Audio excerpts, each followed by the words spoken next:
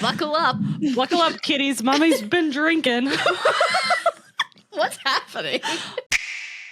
Hey there, you found Cameras and Car Seats, the podcast for photographers who are tired of being told to hustle harder while trying to remember if you grabbed diapers at your last Target run. I'm Jamie, your destination adventure elopement photographer who somehow manages to adventure with couples while raising tiny humans. And I'm Alex, holding down the Lincoln logs in the Midwest traditional wedding scene, proving you can crush those weekend weddings and still make it to family dinner. If you're editing in the pickup line, scheduling client calls during nap time, or just trying to figure out how to run a profitable photography business without sacrificing your family life, you're in the right place. We're dropping real, actionable advice that actually works for mom photographers. No bro marketing, no toxic hustle culture, just two photographer moms keeping it real about making this whole business thing work while raising our families. So grab your watered down iced coffee. Ignore that pile of laundry for another hour or day. And let's dive into today's episode. All right, welcome back. We are with Alora today. We are so excited to just dive right in. She's going to spill all the tea on charging what you're worth and running a business as a mom without all the drama. So, Alora, welcome to the show. Can you tell us about yourself? Yes. Thank you so much for having me. I am so excited to be here. I just feel like there's not a lot of opportunity for mom photographers and business owners to just talk about the way that they run their business. So super excited. Okay. So I was a wedding photographer for 12 years, turned business strategist. And I actually have been doing mentorships, like 30-minute FaceTime mentorships since 2016. And I mean, my business actually took off when I had a baby. And that's not a typical story. So I went straight from like broke to burned out immediately with no warning. You know what I mean? So I felt like I was drowning. Like it was crazy. I had no systems in place because my revenue originally was like 10K a year, if that.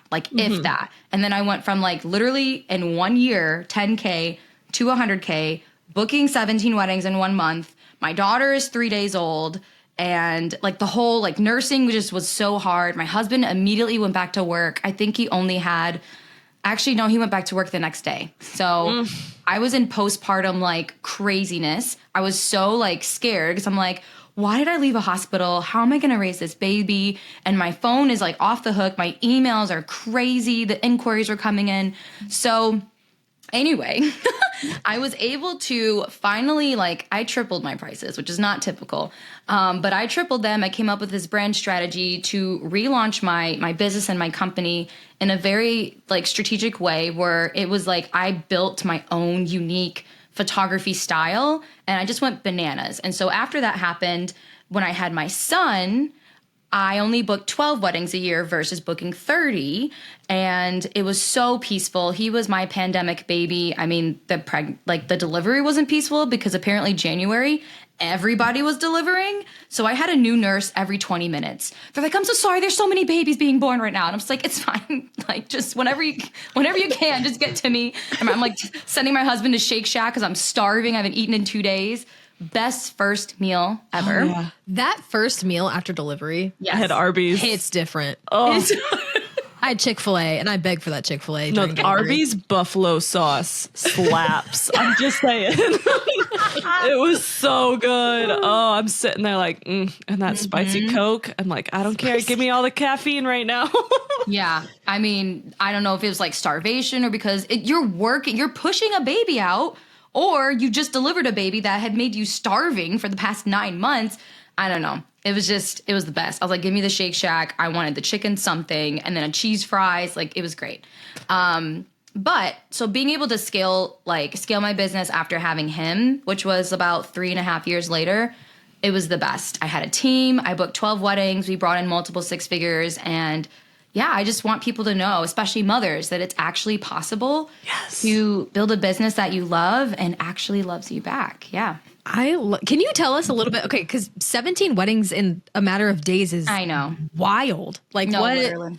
How did this happen? How did this happen? In the early days of Instagram, when you posted 3 to 5 times a day and you got 500 likes per post, and it could be like my dog. Or taco night is yesterday. I don't know. It's back in the early 2000s, the mid 2000s, I guess. And so I was doing that. I was doing the 3 to 5 times a day. I curated my feed. I did what all the gurus said.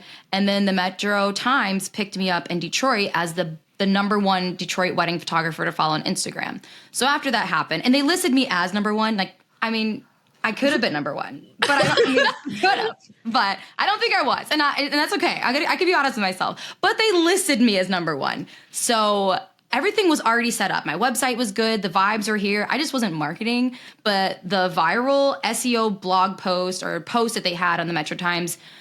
Yeah, that month I booked 17 weddings. I had brides constantly calling me and I was like, hey, I just had a baby, but I can not meet over coffee, but we can book on the phone. So I learned how to sell on the phone like very early on in my business. And they were just like, hey, we're so worried you're going to book up because you're the #1 photographer right now. And I was like, wow, really? Like me? Like, Thank you. Massively underpriced. Like, don't get me wrong. I wasn't charging $10K. I was at best $2,500 at best. So they were like, we got to snatch this girl up. And they did. At the cost of my mental health. So that's what that looked like. And I stayed busy for 3.5 years straight. And then my grandma passed away when my daughter was almost 2. And nobody prepares you for like having to step away from your business. Because I was in hustle mode all the time. It's like, yay, money, clients, weddings, it's working. And then my grandma passes away and I am just like paralyzed for 3 to 6 months. Like weeks I wouldn't get out of bed because it was a hospital accident. So she came in for a procedure. They just wanted to look at something. And his hand, I guess, like triggered something. And she immediately like brain dead. So I'm I so get off. sorry. I know, it's okay. I mean, you know, stuff like that happens. But I got off a plane because I was doing a wedding in Connecticut, and I got off a plane the next day. I had to bury my grandmother. Like, it was that fast. She wasn't even sick. And so after that happened, I had, I shot weddings every weekend, and my queue was like 3 to 6 months behind. And I'm just like, sorry, my grandma died. And while like that, it's like my clients and couples are so forgiving and like take all the time you need. Comes a point where you're just like, okay, this is great. Like they care about me. But at the end of the day, this is a business. Like I am a business owner. I shot their wedding. They need to get their wedding pictures back. Not in 12 weeks, you know, because a situation has happened. So that's when I was like, all right, Alora, it's finally time. You didn't want to do this. You need to learn how to outsource. So I interviewed about 5 different photo editors and I almost gave up, but I found one and we did a trial run. I sent them some samples. They mimicked my edits exactly and they delivered in 10 days. So I was like, well, I'm killing it right now. So let me just send you all these weddings, all this money, and everybody was good like before December, thank goodness. But that was a lesson learned for me of being like, I need to run my business like a business, and my business needs to be life-proof, grief-proof, child-proof, all the things. Yeah. Yes. All of it. Like literally all of it. And I feel like sometimes you can't, it's hard to explain too if someone is not a mom yet, because they do have all the luxury to hustle. But like it's something changes in your brain, which obviously something changes. You birth a human, but like you realize I do need all of these systems. I need to separate church and state, for lack of better words. Like, okay, I need to make sure this can run. I need to make sure this can run. And it's all of it needs to just intermingle with each other though. Yeah. Yes. I think that like having the separation, because as photographers, we're artists. So we're artists first, business owners second. And so I'm like, oh, I love taking pretty pictures. Like I started my business because I was taking pictures of trees and water droplets. And I'm like, I could sell this and be a millionaire. I am so creative with my Canon Rebel T2i.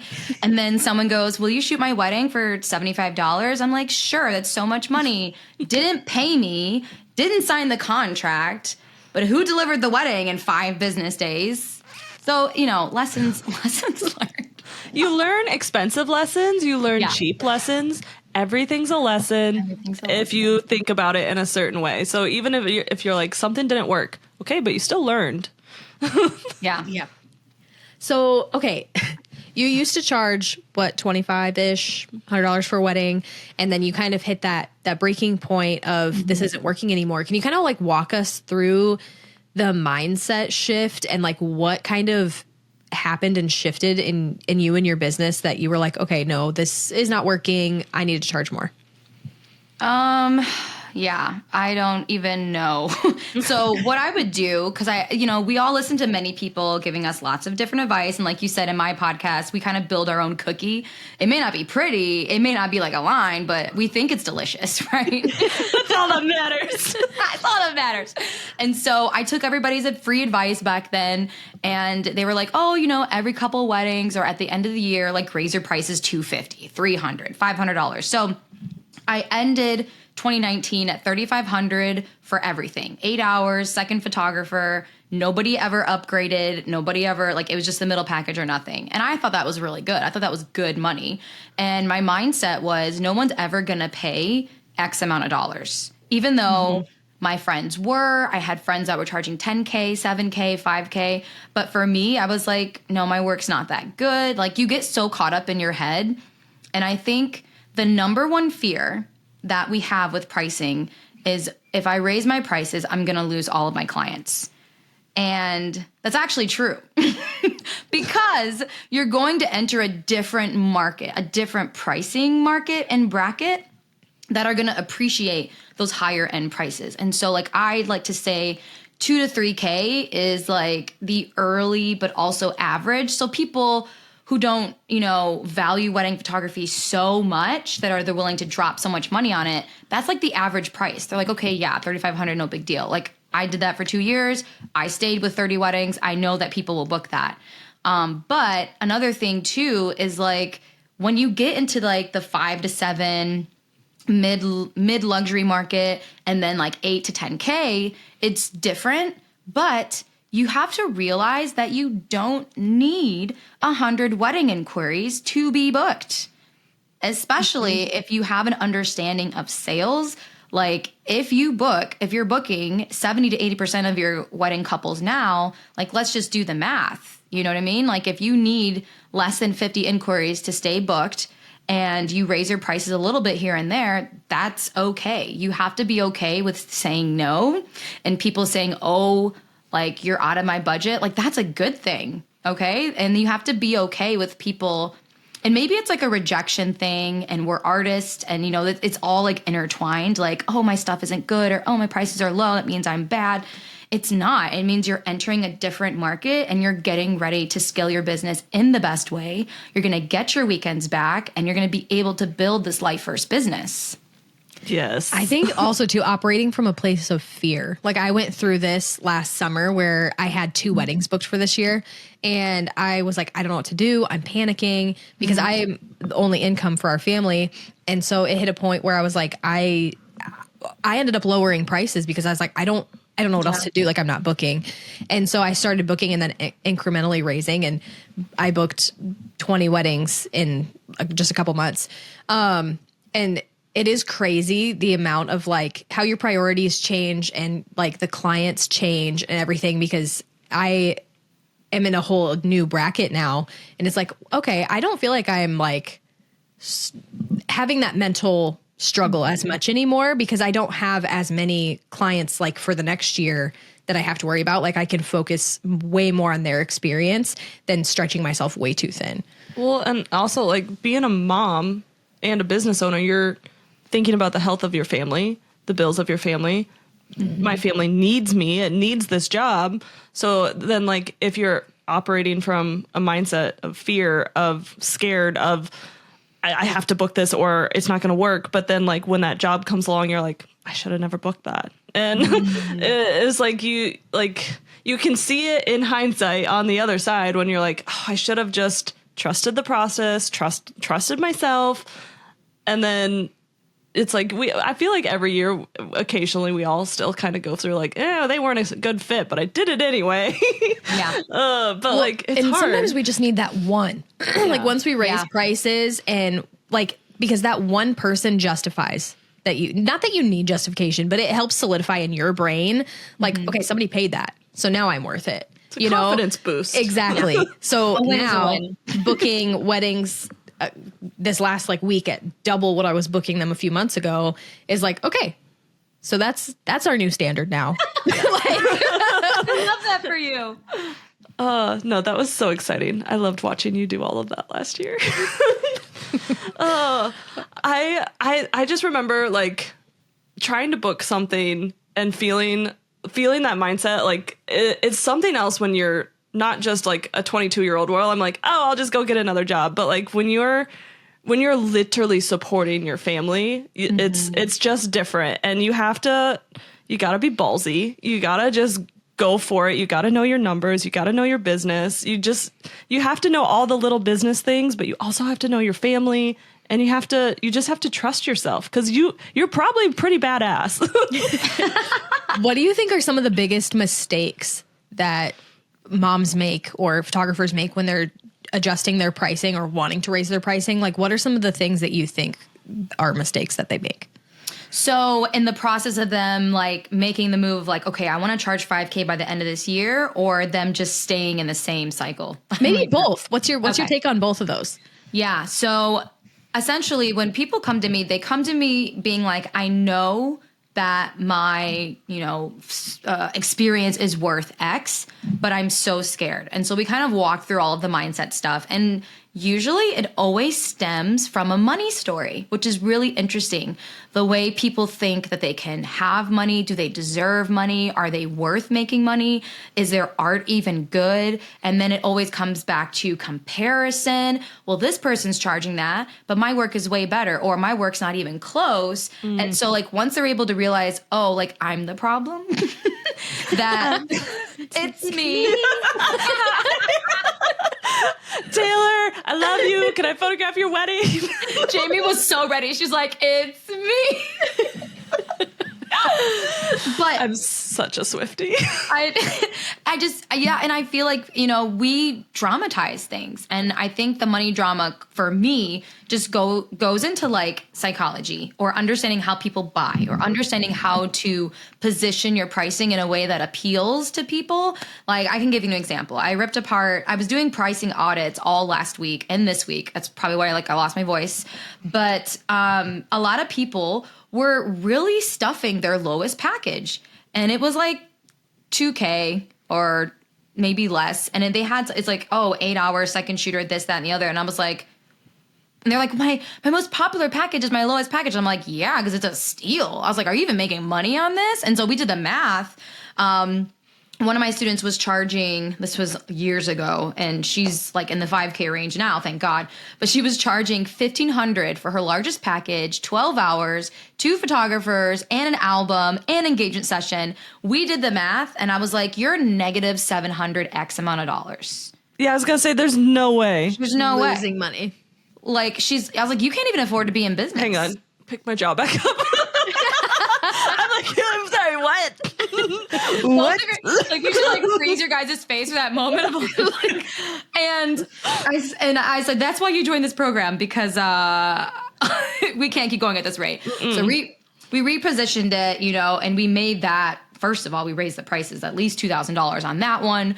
And, less to the second package, less to absolutely nothing hardly to the lower package. And then she was able to book that time and time again. But just knowing that, because of the mindset stuff, she's like, I could never charge $2,000. Like $2,000 was crazy to her. But when you look at the hard data, which is like a pricing calculator, for example, then you're like, oh, well, I actually have to charge at least this much, or I can't pay my bills, save anything, pay my subscriptions. Pay the second photographer, and maybe people want to dabble in film. Film is not cheap. It is expensive to purchase, and it is expensive to develop, and it's expensive to come up with the preset. Like, it's an expense. So making sure that you budget everything and just have that low minimum, like, I actually have to charge this much, or I can't shoot your wedding. And then being like, that's my get out of bed rate. I'm not getting out of bed for less than X amount.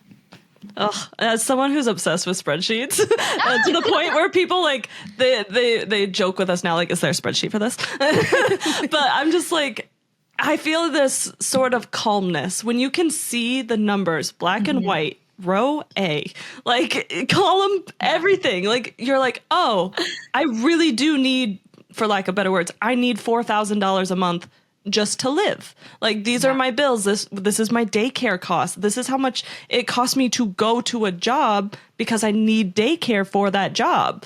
And it's those numbers, like, you get those numbers, but then it's like, once you know them, oh, okay, yeah, no, I'm sorry, I can't do that. It's going to cost me money. But then, like, once you reach your goals, you can start to give back because you've already met your number goals. So, like, if there's a project where they is a nonprofit project or something, but you could say yes to it because you've already made your profit on your other goals. So it's like, it makes me happy. Spreadsheets, numbers, black and white. Well, and I think one mistake that a lot of photographers make is not itemizing everything in their package and putting money behind it. Because regardless of whether you're actually spending money, like on film or equipment, your time is money. So if you're making a timeline, how much an hour is that? $100 an hour? And then you're like having consults with them. You're sending out questionnaires. You're sending out planning guides. All of those took time, resources, anything, and those have a price behind them. So adding up those things, I think for us, it's just like, oh, well, that's just part of the job. Like, it's easy to not put a price behind those because you're like, oh, well, it's just what I do. Oh, okay. So I'm curious. You get these people, you get them their numbers, and you tell these photographers, this is what you need to be doing. And then do you have to do like a whole like marketing mind shift too? Because they're now marketing to a different type of client. Like, a client that's going to pay $1,500 for a wedding usually is not a client that pays $10K for a wedding. Yes, this is such a good question. So I think a lot of times when we all start a business, and like, just let's go back to the beginning of time when you decided to get that little camera that you found in your grandpa's basement, right? Or in the closet, or born with a camera in hand. Let's not do the closet jokes right now, guys. while you're in your high school closet. But, when you first get started, you kind of just like do it. You're shooting weddings. You don't have like a purpose. It could be a passion, maybe because it feels like this. It's like you're getting paid to create. That is a high that you can ride, but only for so long. And so that's why I take people back a little bit. I was like, okay, this is how much you need to charge. But before we launch all of this, because everyone's going to be like, I can't do that. Oh, the drama. Oh my goodness, not where my business is at. My website's a mess. And so that's why we go backwards and we look at the brand strategy. And so the brand strategy part is understanding why you got into this, how you got into this, your unique style, and really actually truthfully talking about weddings in your own way without looking on Instagram, without looking at what your friends are doing and charging. And when you finally come to like your own source of truth, then you're going to be able to make sure that your website, your visuals, your Instagram, your blogs all match whatever that strategy is. And so with that strategy, you plug that into your marketing, and you're going to be so unabashed being like, yeah, no, 5K minimum, because like I'm bringing a style that is unique to me. You're not going to get anywhere else. Because the biggest thing when couples are shopping, or even when we're buying, this is a buyer behavior thing. If everybody looks the same, the only differentiation is price. But, in the words of Seth Godin, a purple cow is very, very, very unique and different. And that's when we all turn our heads and go, what's going on with this?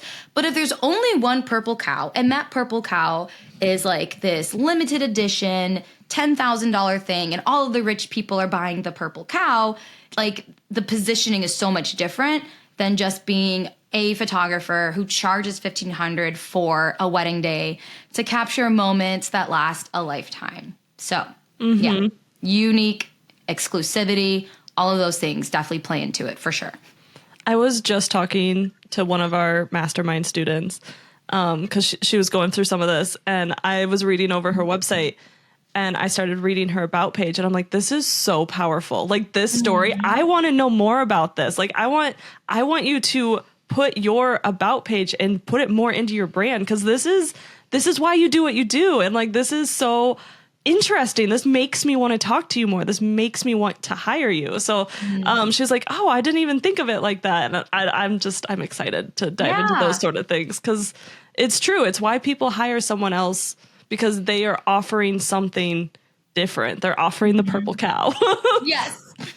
Okay, so I have a question of something that I've been hearing for years, and I don't know if like you've heard of it or have a hot take on it, but I've had pricing dead zones. Yes. I have heard of all of these like dead zones. Yeah. And every time I'm like, oh, I'm struggling to book, everyone's like, well, you're in a dead zone. I'm like, what is going on? What is this? Yes. Oh, I love talking about this. I think I need to do a training on this in my podcast, so I'll just like remind me.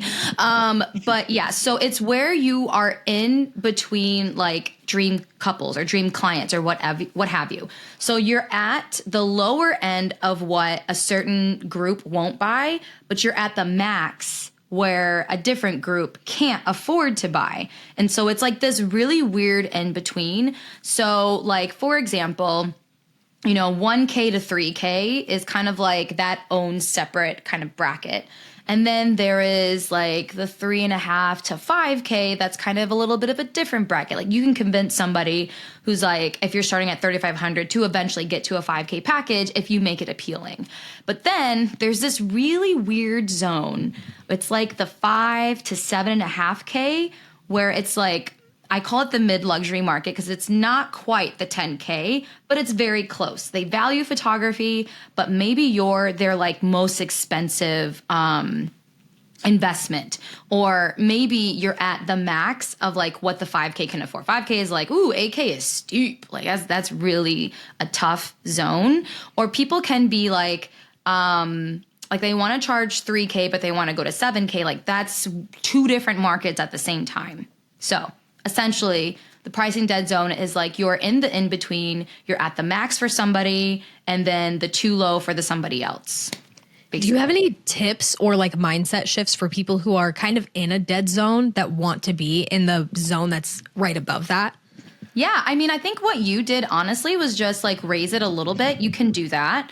Or you can reposition your packages in a way that is driving them to the highest package versus driving them to the middle lower. And I think a lot of people are always like, I'm always booking my lowest. Nobody will even get to the middle, or they can't even touch the highest, but they might add something on to the middle package. So I do think like the way you present your packages, the way that you talk to them on a sales call, the way that you kind of answered their objections and make it sound like you're the best fit for them, or maybe you're not. But either way, all of those things play into pricing. There's value-based pricing, like we mentioned before. There's like the profit pricing, which is the bare minimum. But you need to like, if you want to charge value-based pricing and you want to get like from 5 to 10K somehow, you have to really embody that with your experience, which we talked about automations on my podcast. You have to embody that with the visuals, with the high touch experience. So many things, like when they get to a certain point, they're going to expect you to be charging a certain amount with the way that you've already positioned your business. But what you can do is if you're really having drama, because I know a lot of people are like, well, I just need to book a wedding yesterday. Like I'm broke. Okay. It's hard in the club. I'd love to be like 7K right now, but it's just not in the cards. Like find out a way to either play with your prices or make your highest package like a stupid, ridiculous high price and overstuff it. Make sure it's profitable, of course, but overstuff it. And even when you get on the call, just being like, but this package, like we'll take care of you. This is all day coverage. I have people now when they're doing destination weddings, they have this thing they call the wedding weekend where it's like for a flat rate price destination. I do that. You do it? Oh, yes. I love that. You're like, yes, you're telling me about me. Go for it. So kind of like the 3-day coverage, everything that's included. And some people also don't like packages and they like a flat rate. But however you position it, your energy behind it, you have to get behind it. Because humans can feel humans. Like we know if you just raise your prices yesterday and you're like sweating on the call and you're like following up like, hey, did you get my invoice? Oh, hey, did you, did you take a look at it? Like, can you book? Did you sign the contract? I know we just talked like yesterday or 5 minutes ago, but that needy energy, I call it the pick me energy, but somebody was like, that's offensive. Sorry. We can quote Grey's Anatomy. Choose me. Love me. Yes. Love me. I think that was also in, oh my gosh, my best friend's wedding. Because I did a class on that. And she was like, can I ask you something? Pick me. Choose me. And I was like, don't be Love this girl. me. Do not be this girl. Okay? Do not. Show up with confidence, know your prices, believe in your product, believe in yourself, believe in your client's vision, and be excited. It is wild how when I first started booking weddings again after kind of having a little lull, I was booking like my middle package consistently. And then after I hit a point where I was raising my prices and now I'm at my raised prices, more than 50% of people are booking my highest package. And it's just been so weird to kind of be in that zone. I'm like over here in all caps, like, yes. I messaged Jamie last night and I was like, I'm going to Michigan. I'm going with you. Yeah. Wait, when are you guys coming? I'm in Detroit. Okay, wait, for real? Yeah. Well, really? Yeah, somebody is booking me for their wedding in September. So we have to meet in real life. So fun. Oh my God. Yes. So fun. Let's do it. It's a small world after all. I was like, Michigan. Wait, where in Michigan? No, but talking about the full wedding weekend. So like my business is a very destination based, and I thrive on being there for every single moment. And like when I get on the call with clients, I'm like, I want to be there at your welcome dinner. I want to meet your friends. I want to meet them in the casual setting. I want to put names to faces. And I just had a wedding last weekend in North Carolina, and like she didn't pay for the whole weekend. I still went. And like I show up at the welcome dinner and she's like, "Oh my gosh, you're here." And like she's so excited. She's introducing me to people and I'm talking to their people and they're like, "Oh, are you the photographer lady?" Like I took like 50 photos, but I still brought my camera and I took some behind the scenes for her. And then like I'm just starting to get to know people and I go up to the groom's dad. I'm like, "Is your dad from Texas?" He's like, "Yeah, how did you know?" And I'm like, I'm very good at reading people. I don't know. But like, you look like you're from Texas. No, literally, because what? you trust me, you would know. He had the Texas vibe. Did he have the hat? I mean, he didn't have a hat, but boots? I just knew. I don't know. I just knew. And like, no, we're like analyzing this right now. But like, I was there at the welcome dinner, the wedding, and by the time it was Saturday, the wedding, everybody was like, "Oh, hey, Jamie." Like it was comfortable. They knew what to expect. They knew I was the camera lady. Aww. And then like afterwards, like they were excited to get photos back. They were excited to be there. I even had a guest airdrop me a photo of me working, and they're like, "You just look like you love your job." And I'm like, "Thank you. I do." So cute. We do. We can tell. Yeah. Yeah. I love that. I love whole weekend weddings. Like whole weekend weddings make me happy. And I always, when I'm on a consult call with a potential lead, I'm like, they ask, "Well, why would I need this?" or something like that. And I tell them, how do you want to, I ask them, how do you want to experience your wedding day? How do you want to interact with your guests? Like what's your priorities? And they keep talking about wanting to be there for cocktail hour and the stories. And I'm like, okay, so we're not going to do portraits on your wedding day. And they're like, "Well, what do you mean?" I'm like, "We're going to do them on a different day. And we're going to do them like the day after, the day before. And we're going to go to these epic locations so that you don't we'll do like 5 minutes of portraits on your wedding day. But if you want these epic sunset photos, but you also want to be with your people, we're going to do multi-day coverage." And they're like, "Oh, that sounds way better. Because then I don't feel like I'm missing anything. I don't feel like I didn't get to talk to Aunt Susan or something like that." And it just makes the whole experience better because they're getting every single thing they want. They want the epic sunset photos, but they want to be at cocktail hour.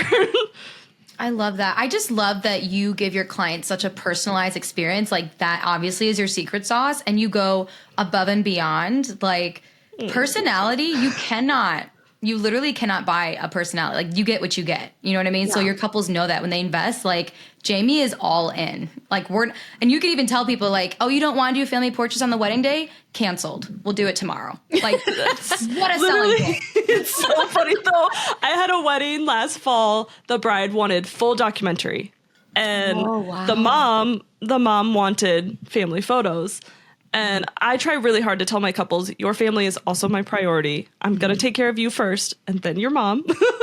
But mom was dead set. And I went up to my bride and I'm like, "If you give me 2 minutes, we will make mom happy. She will never talk about this ever again in your future. I'm thinking about your future right now. I'm thinking about Christmas." And it worked and it was great. And they printed Christmas cards and everything from the literally 2 minutes of post photos that we did at their reception. And yeah. It's amazing. I think every photographer deals with the mom or the mother-in-law with their special list of people that never made the family list. And you're just like, "Okay, I got 10 more minutes. Come on, Carrie, bring them in." And pricing, value pricing, confidence, it all ties into everything. Mm-hmm. If that's the dream weddings you want, you got to work on these things first. Yeah. What would you say are any tips for photographers who are wanting to scale and wanting to do more, but are struggling to do more? Oh, wanting to scale. Okay. Well, I mean, do an audit. I was like, let's take out our pens and paper, guys, and we're going to journal. I think actually back to like the previous thing we discussed earlier about how you're saying your bit of time needs to be clocked. Like in a pricing calculator, you can even calculate your hourly rate by just going like, okay, how much time do I spend per client? And then coming up with like, oh, it's 30 hours. Like roughly it's about 30 hours if you don't outsource. If you do outsource your images, then it's 30. If not, it's probably like 30 to 60 hours. But either way, you can create at least like $100 an hour, $150 an hour, and kind of come up with it that way and being like, okay, now we know my time is valuable, right? And I am charging more than if I worked at Wendy's. Coming from a personal place, I worked at Wendy's way too long. Applebee's. Really? Yeah. The half off appetizers are so good. They were way better in 2010. Sorry. Yeah. Mm-hmm. That's Anyway. when I used to go. Yeah. So anyway, like kind of making a chart for yourself and be like, where is my time spent now? What do they call that? It's like, it looks like a tic-tac-toe board. I forget. Do you guys know what I'm talking about? There's a chart where you can kind of put like an emergency, not really an emergency, and then yes. I know what you're talking about. the thing. Well, you can do this. You can map it out in a tic-tac. Can they see me? Well, if you're on Apple, no. If you're plus sign, make a plus sign, and then from like emergency to non-emergency, kind of look at where you're spending your time. Is your time being spent like without an automated workflow system, and you're constantly answering emails all the time about basic questions that should have been answered in an email? Now we know, like, okay, we need to scale our systems. I need to hire a workflow specialist, or I need to take a course. I feel like now there is so much help, mentorship, education. There's no excuse for your business to be a mess anymore. Podcasts are free. Like all I had was YouTube, and I think there's only 2 educators back then, and I was eating up every single episode. But now there's such a diverse like platform of education where it's like, okay, now you need to know, where's my time being spent? How can I scale back? Why do I want to scale back? Do you want to build a family, or do you just want to go to more girls' nights? Do you want to travel? Do you want to not always be on your desk? I am going to chase so many squirrels, I think, today. But I went to an eye exam, and my eye doctor was like, what do you do for a living? I was like, I'm always on the computer. He's like, yes, your eyes look like that. I was like, excuse me, sir. Excuse me? Like, what do they look like? Anyway, we're going to tangent. So then figuring it out, like where your time is being spent, where you want it to be spent, where do you want to be, how many weddings do you want to book a year, at what price point, and because of why. When you have that to support you, it's going to be easier to kind of look at that being like, okay, like I don't need to book every single wedding that comes in my inbox. I have to be okay with saying no, because I am raising my prices. Every 3 weddings, I'm raising my prices. Or you know, just be like me and triple them because I'm crazy. But listen, crazy people thrive here. Crazy people thrive. Can you make a t-shirt, please? I will buy. Thank you. So all of those other things, and just like really understanding, like I call it like a plan your year, basically. Like plan your year like a millionaire. Millionaires, they set boundaries ahead of time. They set goals ahead of time. They set like hobby goals, marketing goals, sales goals. So you got to do that for yourself and just be like, all right, I'm a business owner. I need to act like one. So what is something I need to get rid of? What is something that's not bringing me joy that I could hand over to a VA? There are VAs everywhere. They're looking for work. Like 2 hours a day for them to answer your inbox if you're still a mess and you're getting your workflows together, do it. How much does it cost? Can you spare $25 an hour? You know what I mean? Or once or twice a week. And then, you know, figuring out what your goal is in life, basically. I mean, so many things, but having a plan to lead the way. And if you need to have affirmations or you need mindset shifts, one of them that I deal with a lot is when a couple doesn't book, you know what I mean? Just like that shift. And so I have like a mindset pep talks thing in my program, and it deals with every single thing that happens with booking clients. A client doesn't book, a client said my prices are too high. But my answer to when a client doesn't book is like, there will be other inquiries. Like, it's February. You're gonna be fine. Like, how many times right now with the new statistics with weddings and the way couples are booking, my sister, even last year, she booked her photographer 3 months before the wedding. I just got an inquiry last night for July, and then I got one an hour ago for, I think she said September, or no, 2 inquiries with the same name came in for July. I got one yesterday for May. Yeah, Wow. This May. Yeah. And I'm just like, and we have years of data. Like, we have our spreadsheets to show us, okay, it's from, they inquired on this date, their wedding's on this date. So don't freak out. Don't freak out. This is when your inquiries come in. They book you, and it's just getting shorter and shorter. I do feel like it's more common now to have like the engagement times I noticed are just getting shorter and shorter. Yeah. People are like, let's wrap this up. And I think too with the micro weddings, like after COVID, when people knew what an intimate wedding was, they're like, no, we're not having 250 people anymore unless it's like a cultural thing, you know what I mean? But for the most part, I shot so many weddings where it was like 10 guests, 20 guests, max 50. And they were like, I can actually spend more on florals and details and have only the people I actually speak to at my wedding. We can plan this in 3 months. Like, that's what my sister said. She was like, I only want 50 people at my wedding. And if they can't make it, we're cutting, we're replacing, or we're not replacing. I was like, she's the baby sister. I'm her eldest daughter, obviously. You seem like an eldest. I'm also an oldest. I'm a middle child, so I'm chaos. Oh my gosh. You know, your birth story is just like my middle sister. She had 2 C-sections and it was an emergency. And she also had preeclampsia too. So it was just, it was rough. But anyway, yes, she's the baby. She did not care. She's like, whatever. My dad's like, you don't understand. This can affect your relationship with people. She's like, I don't talk to them. They're not coming to my wedding. I was like, I love her. I love her. I know. I should grab her on the podcast. But can you like stop banking for a minute and just... But yeah, and I think with that shift and that new trend of people being like, I actually only want people that I love on the most important day of my life so far, they're getting married sooner. They're spending more money on the details they love. And they're hiring their dream photographers with 3 months notice. So don't worry. More inquiries are coming. And you mentioned, like, what do you want your life to look like? And it's like, what is success is so different to every single person. And I feel like my number one North Star is my kids seeing me happy, my kids seeing me thrive. And then it's like, okay, if mom's happy, mom can kind of just do whatever she wants. And you like micro weddings, elopements, that's my thing. And I get to bring my kids sometimes, but then it's like, for us, the dream life is being able to shop at small businesses. Like, that's success for us. Like, we love going out to eat. We love going to small businesses. We like to just buy the random things for our kids. Like, that's success to us. Like, that's what a successful business means. For others, it might mean making a certain amount of money or going. For me, it's buying chickens. Yeah, like chickens and homesteading. Yeah, we love home. We just moved to an acreage. And so for me, like, success is being able to spend more time at home, building our homestead, gardening. We're getting hogs, we're getting chickens, we're getting eventually a cow. We just got a puppy. Like, You're my traditional girl. Our log cabin, and we're renovating our log cabin. We're going to be adding on a bedroom to it soon. So doing stuff around our house with our kids on our property and like being outside. I just want to spend more time doing that with my kids. So oh my goodness. You are the typical mom that I see on TikTok. That is so beautiful. But no, she is type B to a T. Oh yeah. Don't go in her minivan if you're type A.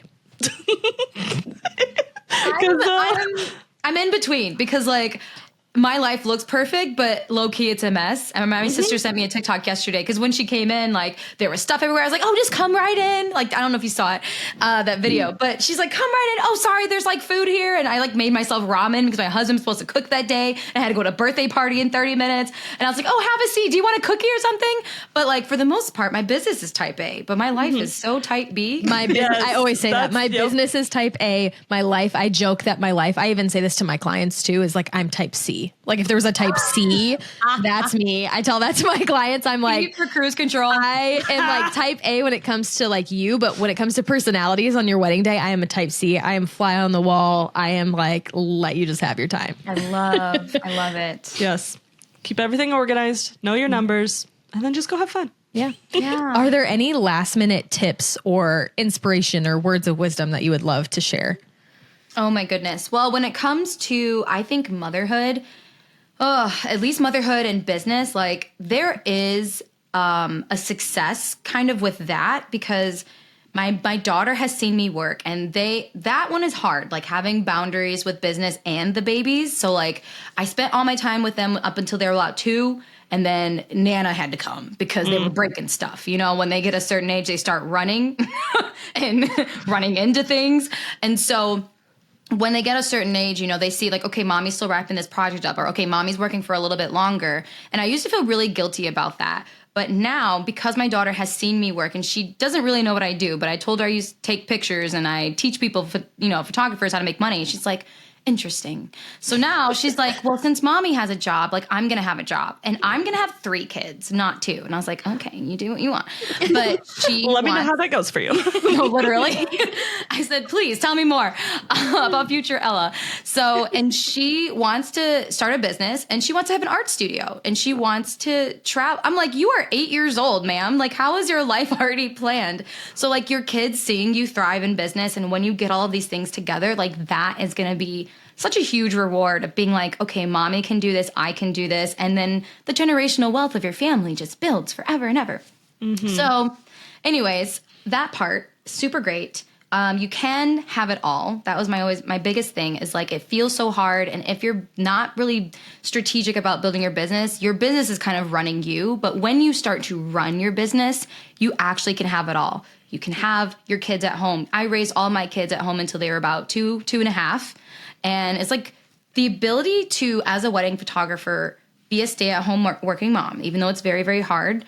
It's very priceless time that a lot of people I know, you know, who have other situations where they have to go to a 9 to 5. I'm like, I can still check an email with my baby in my lap. Like that is a luxury. Like having that, being able to work from home, build a business, and raise children is a luxury. It's a hard luxury, but it's definitely possible. And don't give up. And the mindset of like, you know, it can't be me, I can't do this. I always ask the question of why not you? Why not you? Why not you rather than someone else? Because someone else is probably doing the thing that you want to do so badly. So it is possible. There is no ceiling. And yeah, you can do anything you put your mind to. So don't give up. Oh, I love that's all like that the best so place much. to end this. I'm like, yes, it is. Yeah. Oh my gosh. You guys eating it up like I am. Well, like we just look like bobbleheads. Like, yeah. I love it. Oh Thank my you. gosh. So where can our listeners find you, you have like a program or course, right? Yeah. Coaching. Where can they find all of your information? Yeah. So, probably at the time that this drops, everything should be rebranded. But I'm in the middle of a rebrand myself. Yeah. I just kind of like got a random website template and was like, that's it. I'm an educator. But now I went through the rebrand process that I teach my students. And so at the time of this recording, it'll probably be changed in the show notes. It's called The Wedding CEO, and it's like a 12-month group program where I teach wedding photographers to double their prices, triple their prices even, so they can charge $10K and book 10 or less weddings a year. And you can do it while having babies because guess what? Some of us have. Yes. Yes. So that's the program. And then the podcast is also the Wedding CEO podcast. And my Instagram is Alora.Rachelle. I have 2 freebies for you. So I have a micro class that teaches you how to book your next wedding ghost free. And it includes my email template so that you can get a response and you can get them on a call. And then I also have a brand promise freebie where you can kind of go through what makes you stand out, some journal prompts, and there's even a playlist in the corner that you can listen to while you type if you have a little bit of ADD, like most of us do. Mm-hmm. And yeah, thanks so much for having me, guys. This was great. Thank this you was so good. much. So Jinx. good. Jinx. Double jinx. No punchbacks. No.